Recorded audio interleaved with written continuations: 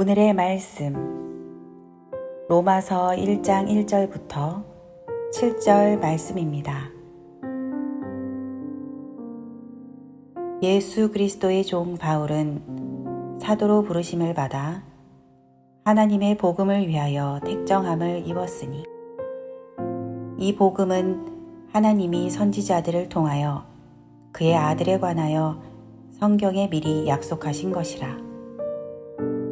그의 아들에 관하여 말하면 육신으로는 다윗의 혈통에서 나셨고 성결의 영으로는 죽은 자들 가운데서 부활하사 능력으로 하나님의 아들로 선포되셨으니 곧 우리 주 예수 그리스도시니라. 그로 말미암아 우리가 은혜와 사도의 직분을 받아 그의 이름을 위하여 모든 이방인 중에서 믿어 순종하게 하나니 너희도 그들 중에서 예수 그리스도의 것으로 부르심을 받은 자니라. 로마에서 하나님의 사랑하심을 받고 성도로 부르심을 받은 모든 자에게 하나님 우리 아버지와 주 예수 그리스도로부터 은혜와 평강이 있기를 원하노라. 아멘. 할렐루야. 우리 전우자에 계신 분들과 함께 인사 나누시겠습니다. 당신은 주님의 것입니다.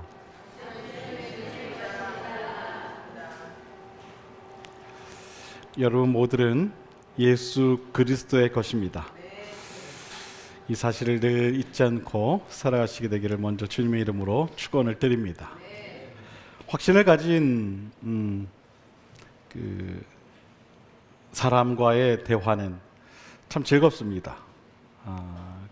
그가 하는 그 대화에서의 그 느껴지는 힘이 다르기 때문입니다. 오늘 본문에서도 사도 바울은 자신이 하는 말에 대하여 무척이나 이 확신에 가득 찬 그런 모습임을 볼 수가 있습니다. 1절을 보게 되면 사도 바울은 이 로마서를 쓰면서 가장 먼저 이런 이야기를 합니다. 예수 그리스도의 종 바울은 사도로 부르심을 받아 하나님의 복음을 위하여 택정함을 입었으니 이 복음은 하나님의 선지자들을 통하여 그의 아들에 관하여 성경에 미리 약속하신 것이라. 아멘.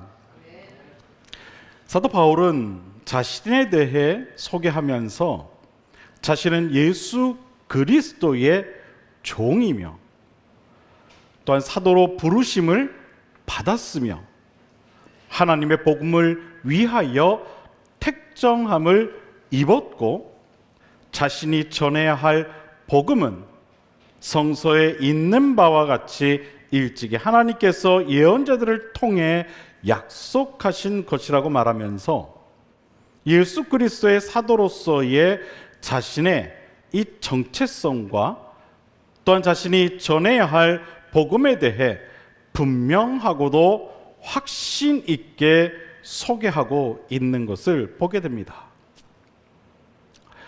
사람은요, 이처럼 무언가를 말할 때 분명하고 또 확신 있게 말을 해야 합니다.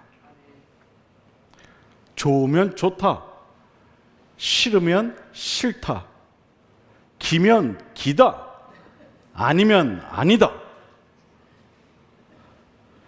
내가 무엇을 원하고 또 무엇을 원하지 않는지에 대한 분명한 자기 의사를 표현할 수 있어야 합니다. 그리스도인인 우리는 세상을 살아가면서 우리 자신의 이 정체성을 분명하게 나타낼 필요가 있습니다. 어디서든 나는 그리스도인입니다. 나는 하나님을 믿고 따르는 사람입니다. 나는 하나님의 자녀입니다. 이러한 확신에 찬 그런 모습이 우리의 말과 행동을 통해, 즉 우리의 삶을 통해 나타나야 한다는 것입니다.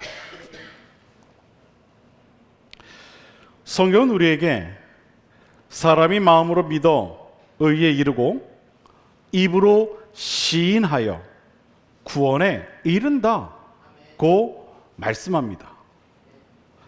마음으로 믿어 의에 이르고 입으로 시인하여 구원에 이른다.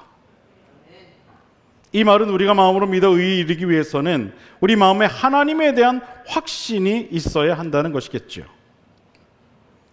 마음에 확신이 없는데 어떻게 의롭다 할 수 있겠습니까?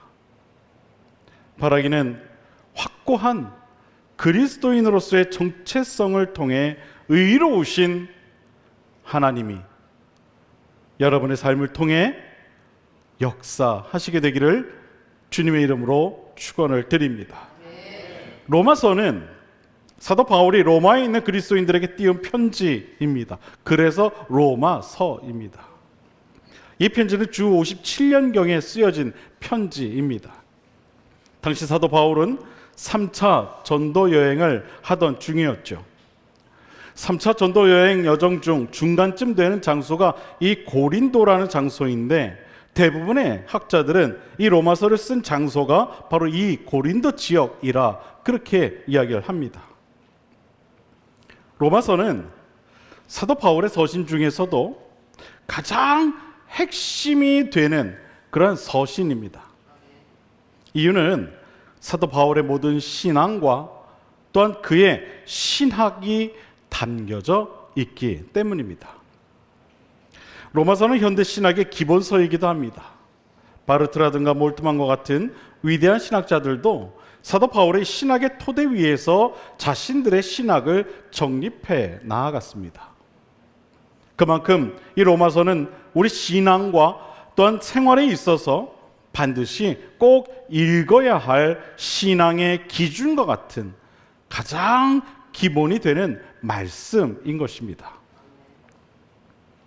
신앙의 기본에 따라 우리의 신앙 생활이 달라지기 때문에 우리는 신앙의 기본을 잘 배우고 익힐 필요가 있습니다. 신앙의 기본이 없는 사람은요, 신앙 생활이 힘들 수밖에 없는 법입니다. 기본이 없으면 그럴 수밖에 없겠죠. 우리가 수학을 공부할 때 수학의 기본 원리가 되는 공식들을 외우게 됩니다. 공식을 외우는 이유가 여러분 뭐겠습니까? 그것을 알아야 응용된 문제를 풀 수 있기 때문입니다. 또 영어를 공부하는데 문법을 또 배웁니다. 문법을 왜 배울까요? 문법을 모르면 문장의 순서나 이런 이해도가 떨어지기 때문입니다. 신앙의 기본을 안다는 것은요, 수학에서 공식을 아는 것과 같은 것이고 영어에서 문법을 아는 것과 같은 것입니다. 즉 기본이 된다는 것이죠. 제가 활동하고 있는 이 셰퍼즈 콰이어라고 하는 감리교단 그 소속 목사님들의 합창단이 있습니다.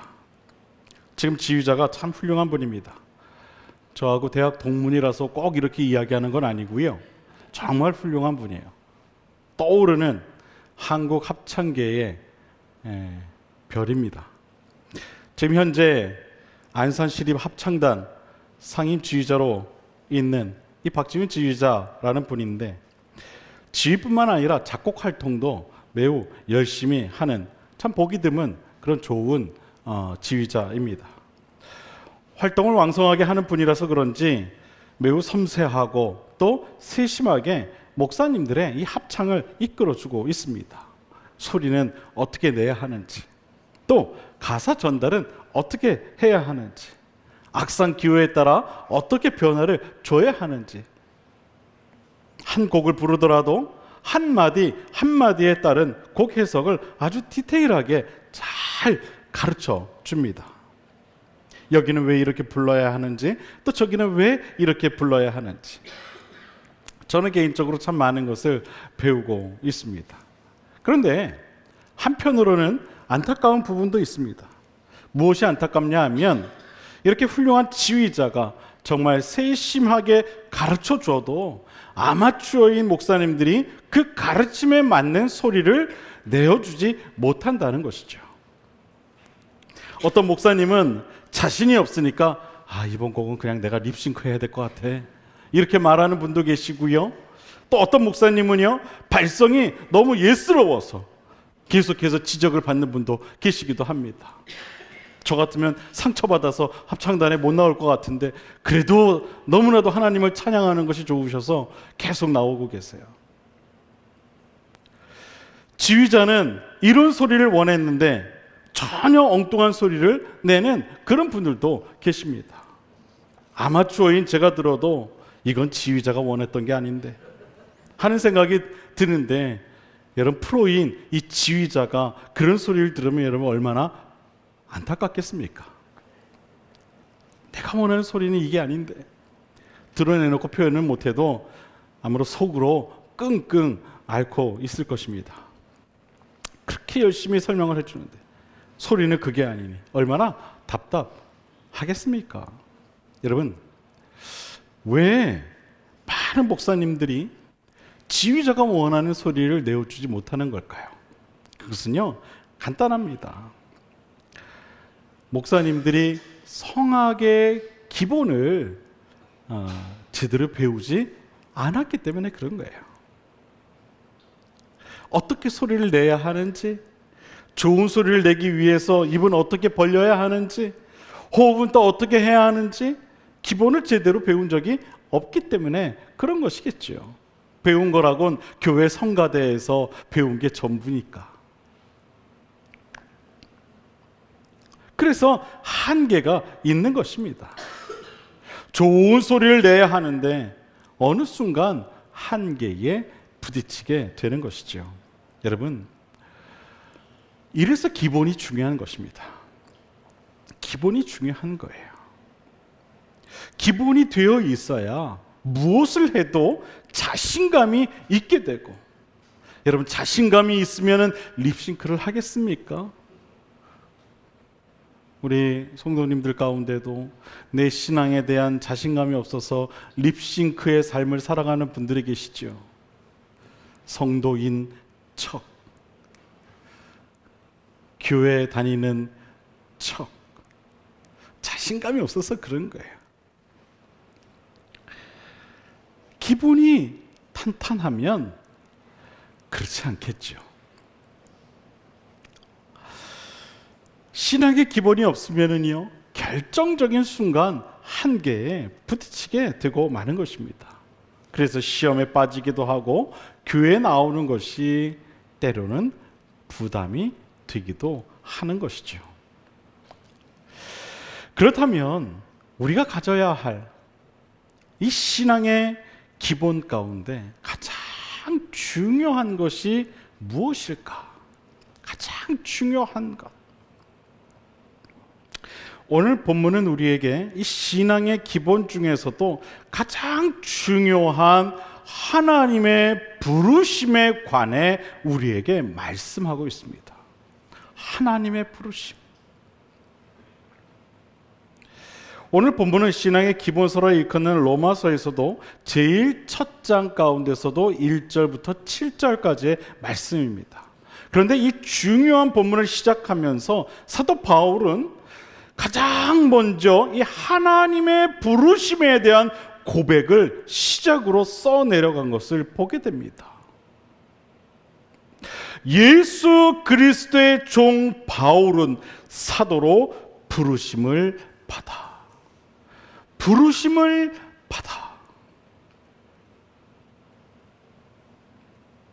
여러분, 하나님의 이 부르심에 대한 확신은요, 우리 신앙에 있어서 가장 기본이 된다는 사실을 여러분 꼭 믿으시길 바랍니다.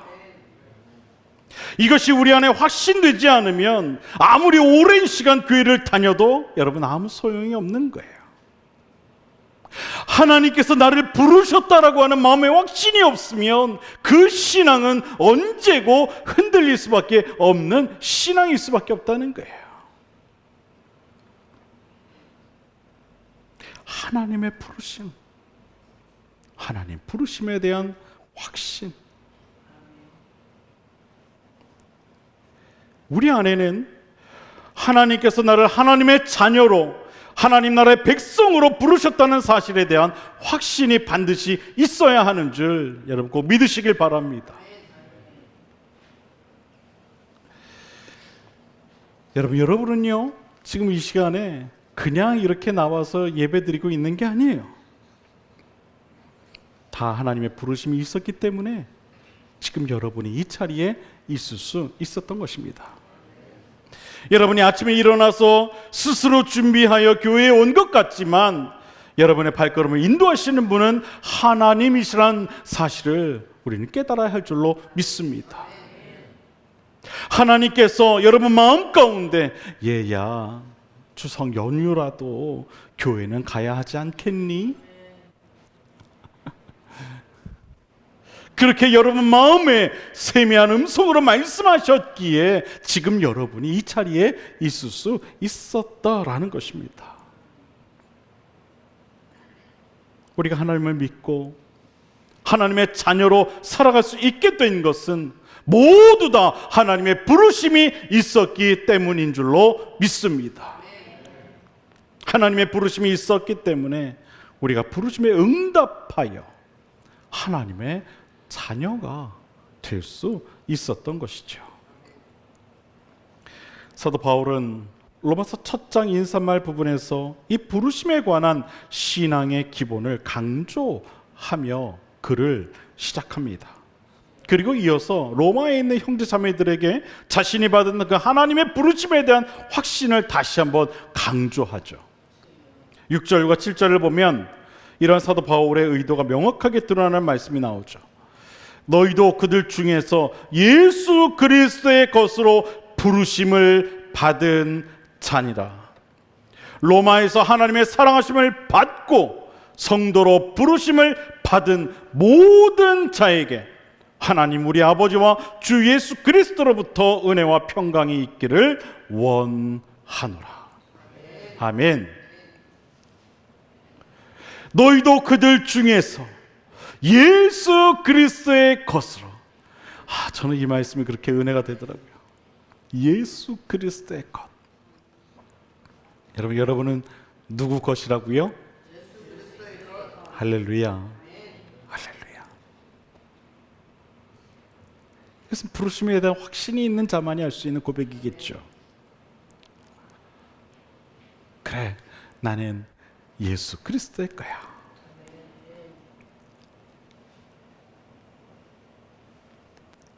로마에 있는 형제 자매들에게 사도 바울은 신앙의 가장 기본이 되는 이 하나님의 부르심에 대한 확신을 갖게 합니다.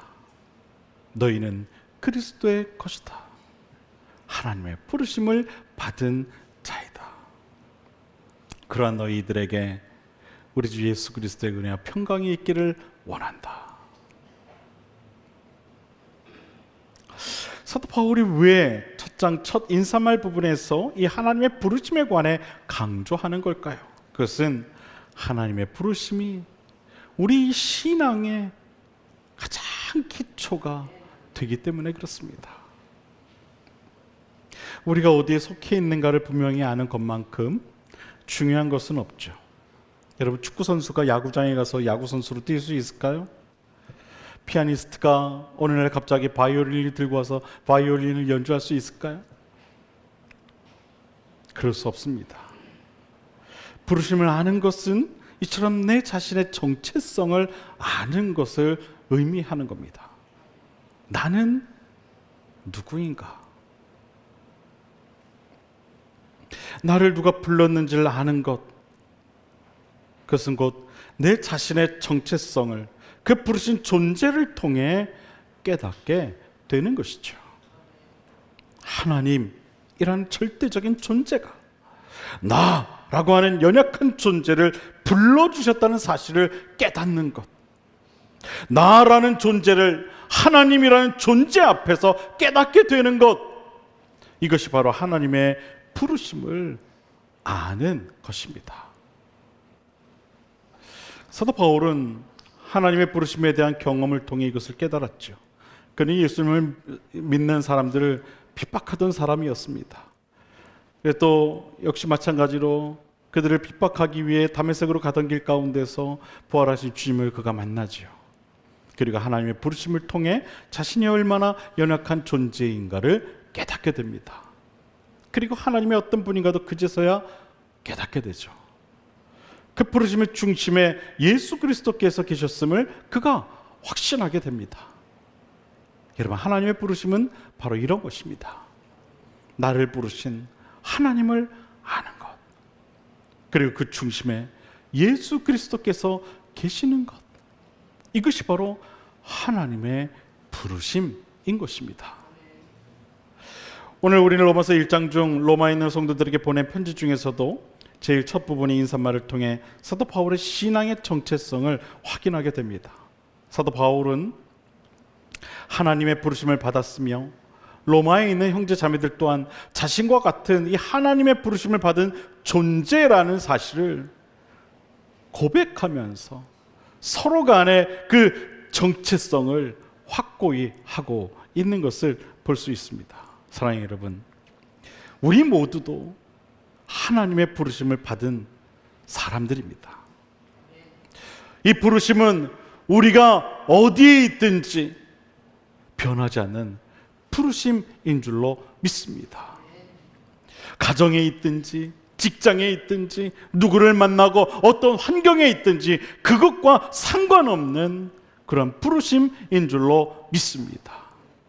나를 알고 나를 부르신 하나님을 아는 것, 이것이 바로 우리가 기억하고 깨달아야 할 하나님의 부르심인 줄 여러분 꼭 믿으시기를 바랍니다.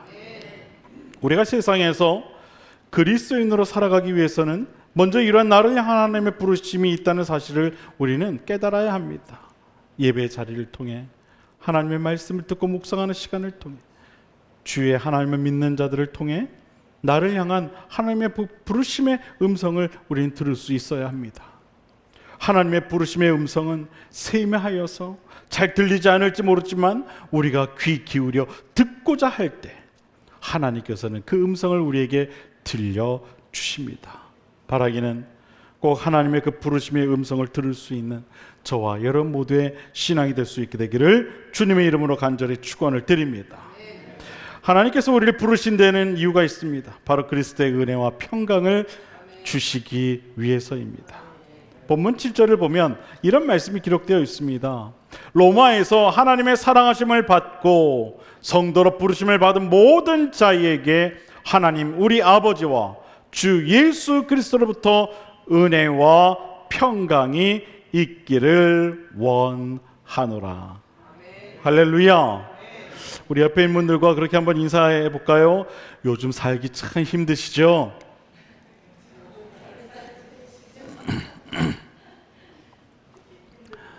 여러분 걱정 마십시오.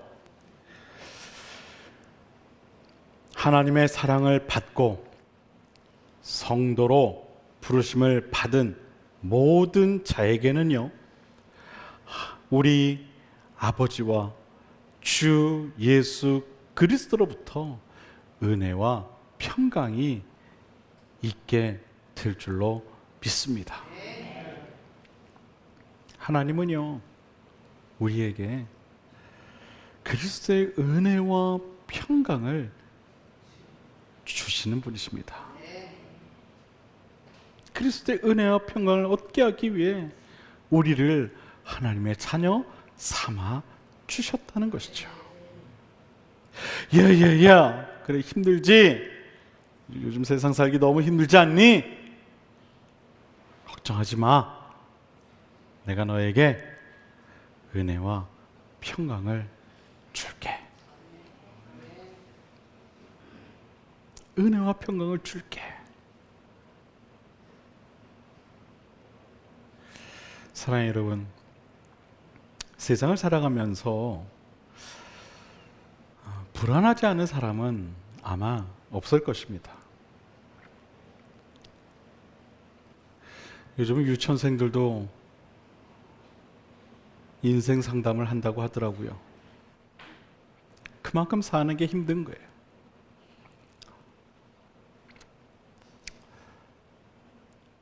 이유가 뭐겠습니까? 앞으로의 미래에 대한 확신이 없기 때문에 그런 것이죠. 그래서 모든 사람들은 살아가면서 불안해하는 것입니다. 그러나 여러분 잘 들으십시오. 하나님의 부르심을 받은 이들은요, 불안해하지 않아도 됩니다. 왜냐하면 그리스도의 은혜와 평강이 우리와 함께 하기 때문입니다.